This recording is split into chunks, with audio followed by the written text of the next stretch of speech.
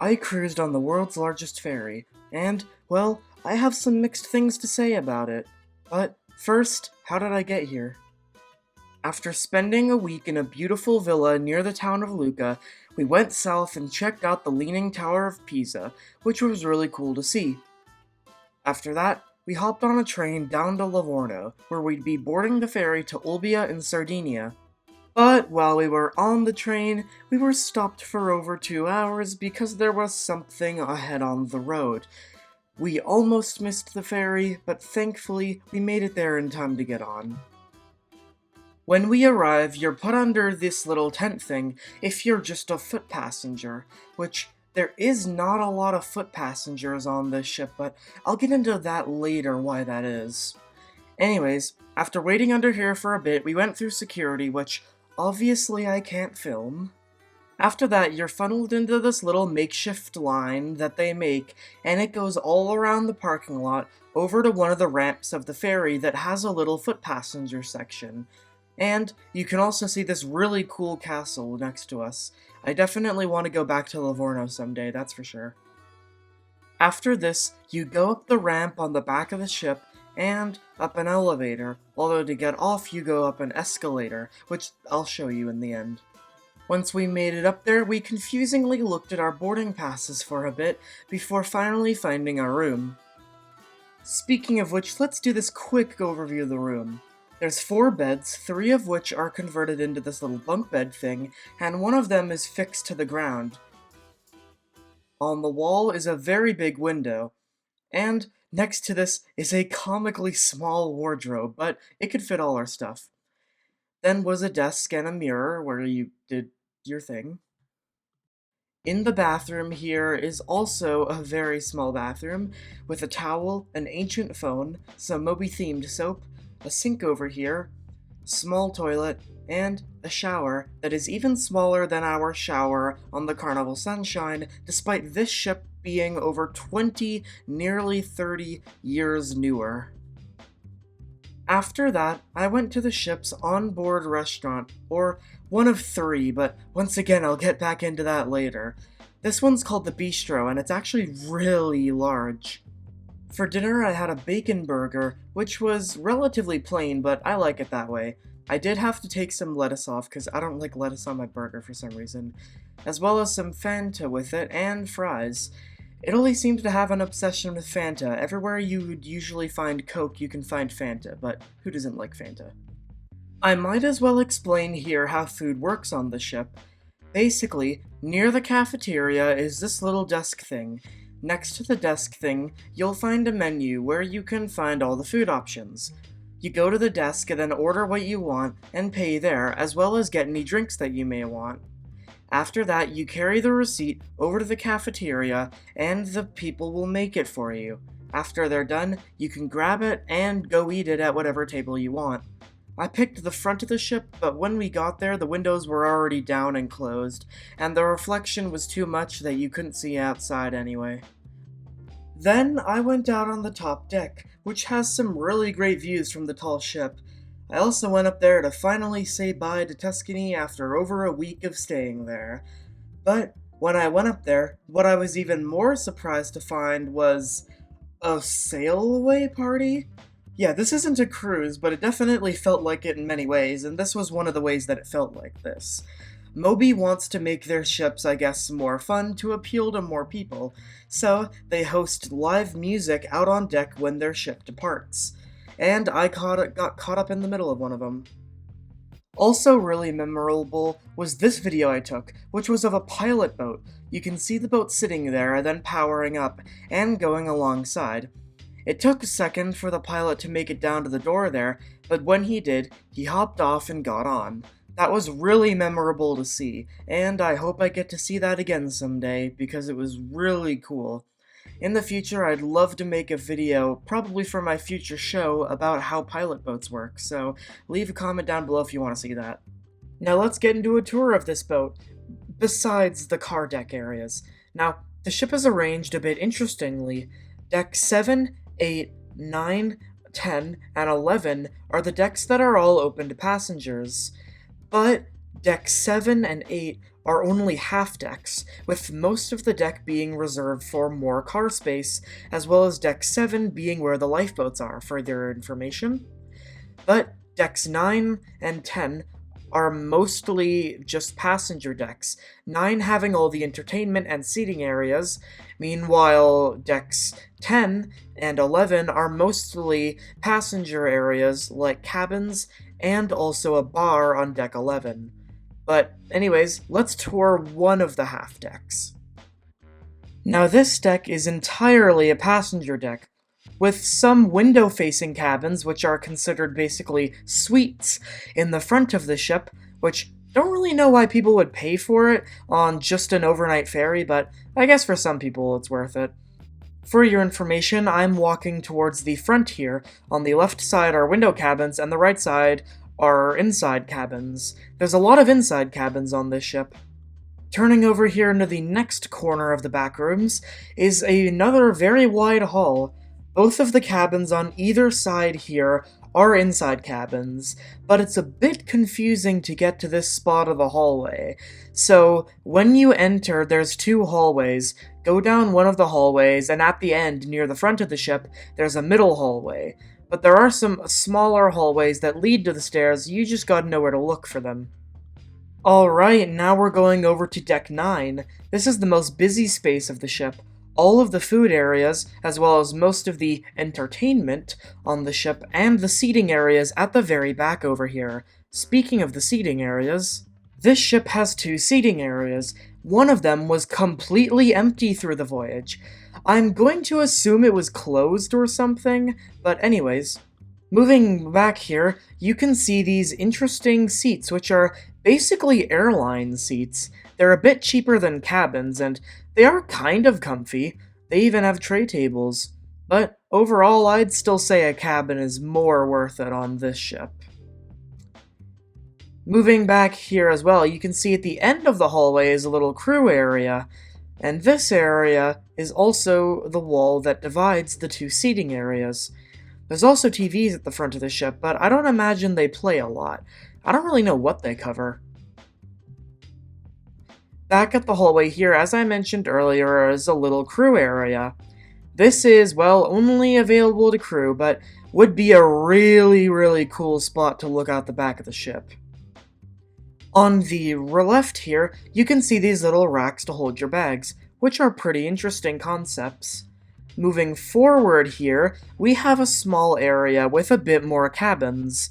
This is a bit strange because on deck 9, there aren't a lot of cabins. It's mostly an entertainment deck as mentioned earlier. On the left are inside cabins, and on the right are window cabins. The window cabins, by the way, are obviously the rooms that we had that I showed you earlier. I think the inside cabins are pretty much the same thing, but they don't have a window.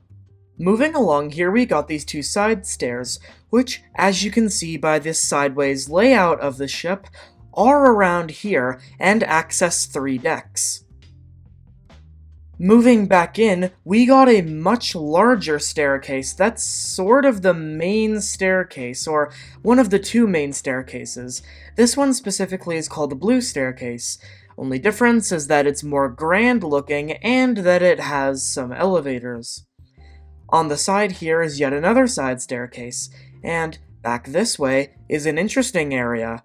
This is where you will exit the ship if you're a foot passenger, and it's also the desk where you can ask for help, and has lounge chairs next to it. Behind here are more of the seating areas, and to the side is a little nook and cranny where some people try to sleep. Forward of that staircase is a lounge and cafeteria, and beside here is a really cool gift shop selling multiple Sardinia-themed merch, and also a really cool knockoff Lego set that I actually built and have now. This model isn't the ship we were on, but it is a pretty cool ship, and for a little while before the war in Ukraine, it was co-owned by Moby and a Russian company called the St. Peter's Line, but that's for another video. Forward of that gift shop over here, we have an interesting cafeteria.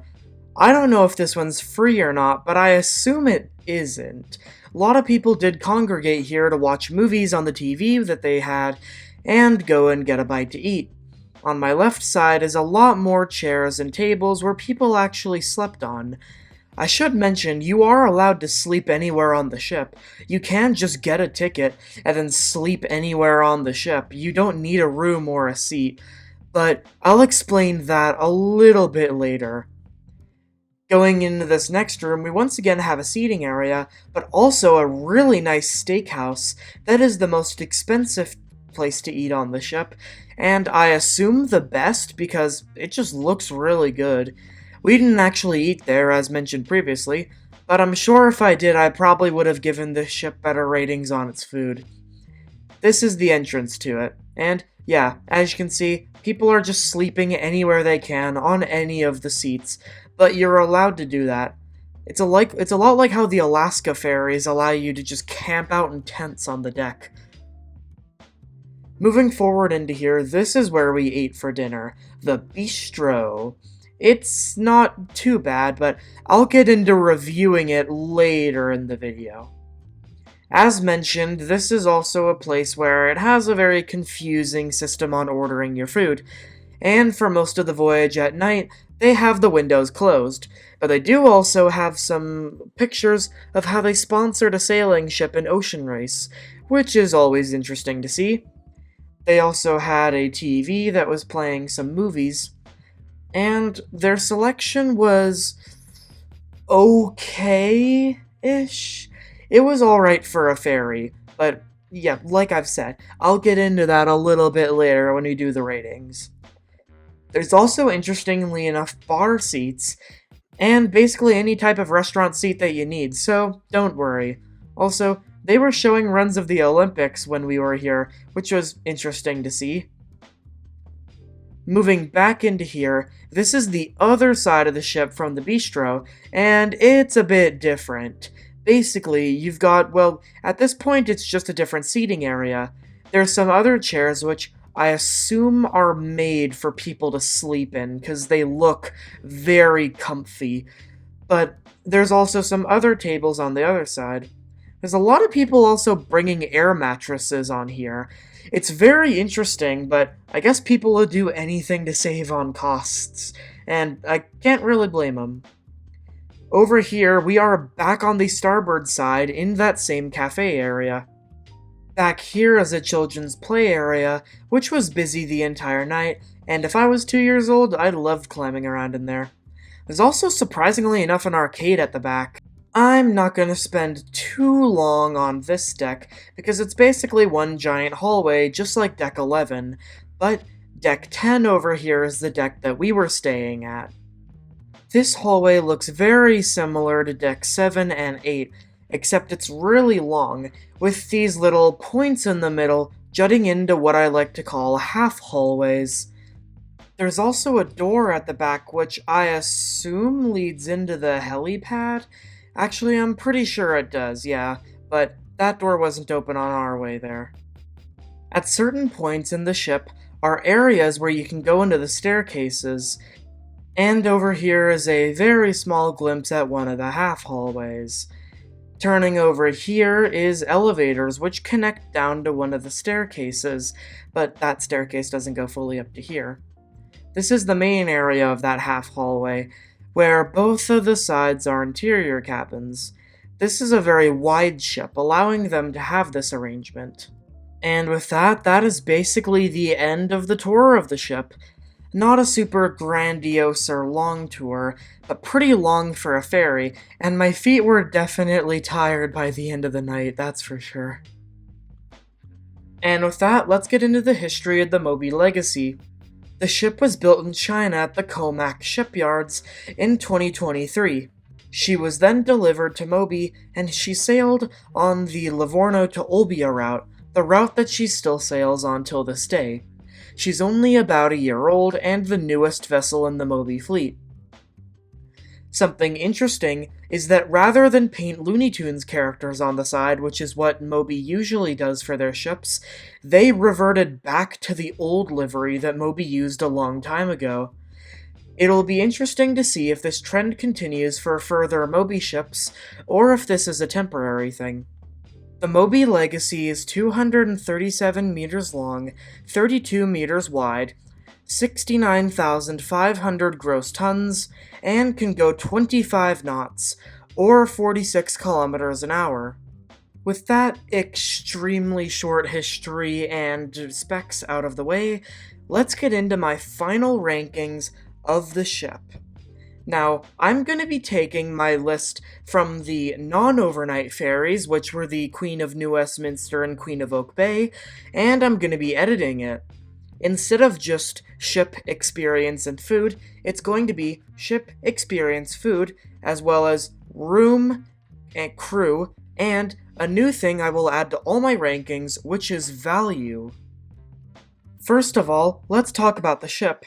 It's really cool to be on the Moby Legacy because she's actually the biggest ferry ever built in history. I probably should have mentioned that earlier, but yeah, that's one of the reasons I really wanted to go on this ferry, because I knew going on the biggest ferry in the world would be a really cool thing that I could say I did. However, the fact that smaller ships in this fleet have pools, but this big ship only had a bar instead of a pool, that surprised me and disappointed me at the same time. So for that, I'm gonna have to give it an 8 out of 10. Now for experience. Overall, this was a really great experience. The ship is really big and nice, and it was so cool being on the biggest ferry in the world. And also my first ever overnight ferry. And of course, arriving in Sardinia was really nice because I've been wanting to go to Sardinia for quite a while, but that's for a future video. So, for the experience, I'm going to have to give it a 9 out of 10. The food was, okay. Probably would have been better if we ate in that premium steakhouse, but since we just ate in a not that expensive, well, pretty expensive actually, restaurant that honestly wasn't that good, the food didn't impress me that much. The buns of my burger were very dry, the bacon was very flavorless, and there wasn't a lot of ketchup. Overall, it really was not that good of a meal, but at least the potato chips were good. So, I guess I'm just gonna have to give the food a 4 out of 10. Next is the room. Well, it was actually pretty good. Although I joked about the bathroom being small, it was honestly everything we needed for the time that we were on the ship, and I didn't really expect much more. The beds were comfy enough, but I did have a bit of trouble sleeping. The room was also, well, yeah, it was very tiny. We had to cram our suitcases anywhere we could find them. But it was still everything we needed, really, so I'll give it a 6 out of 10. Crew? Well, I didn't have a lot to say about the crew. I guess the only real standout is that they were very helpful when we were unboarding the ship, which I'll show later, and the crew also taught us how to use the food system, which was very nice of them. Overall, not really any bad things to say, but not a lot of standouts either, so I'd give them a 7 out of 10. Now, let's talk about the value of this trip, which is a lot more interesting. So, now, when you add everything that we had, and put it onto the Moby website, it shows up as 255 euros, which is roughly around 400 Canadian, but we paid nearly 1,200 Canadian at the time. I don't know why this is, but my theory is just that since it was busy season, and we were booking a room and stuff like that, it probably was just a lot higher, because August is the busiest season to go to Sardinia. Now, I get that we went on the ferry for the ferry experience, but if you really were to pay 900 euros for a passage on this ferry, if you didn't have a car, why wouldn't you just book a plane if you wanted to get there? If you did have a car, of course you wouldn't book a plane, but still. Right now, though, I'd say it's a pretty reasonable price to get there. But when you have 4 people and no cabin, it's 141 euros, which is a much better price. And when you only have two people with no cabin, it's only 63 euros for the entire 7-hour overnight voyage, which I'd say is a pretty good value. Now, I'm not gonna try every combination on this website, but I am gonna try some other stuff. Let's say you're a typical person bringing your car on the ship. Let's say you only get those seating areas at the back. That would come to 166 euros, which also, even with a car, I'd say that's a pretty reasonable price. But let's do another idea, which I'd say would probably be also an exterior cabin for 4 people. That's 218 euros, which is once again a pretty fair price. But I'd say that if you really were going to get this in peak season, if you were cost conscious and you don't have a car, probably take a plane. But we took the ferry just for the ferry experience. Although, I would say that if you are going in peak season and you don't have a car, probably don't go on this. It's not worth the price. But in any other season, it's probably a pretty okay price. So, I'd say the value for this is probably a 7 out of 10. And with that, the Moby Legacy from Livorno to Olbia gets a total score of 41 out of 60, which is okay, but definitely could be better in a lot of areas. All in all, though, this was a pretty cool experience. In the morning, I took this pretty cool time-lapse photo as we pulled up to Olbia. They woke us up quite early as they were already making the beds when the ship was docked. I saw some really cool ships as we docked too, including the Moby course, which has this pretty giant funnel on it. Afterwards, we waited near that help area and were redirected to a staircase, where we finally left the ship and arrived on the beautiful island of Sardinia. But that's for later. And that's all for now. Next time we resume with my Italy trip videos, I'm gonna be talking about Sardinia, its history, culture, and more. So, if you want to see that, subscribe to the channel, and I will see you next time.